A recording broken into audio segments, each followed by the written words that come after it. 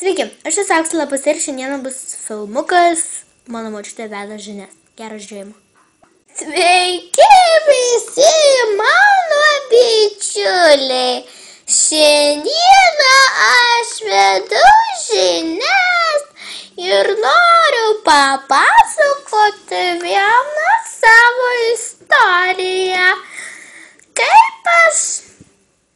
Kokia yra mano anūkė Auksė, oi, jinai nuostabi mergytė.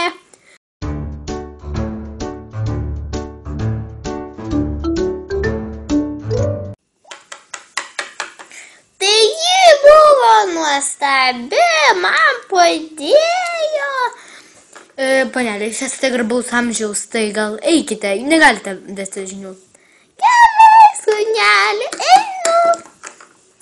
Aš pratęsiu žinias.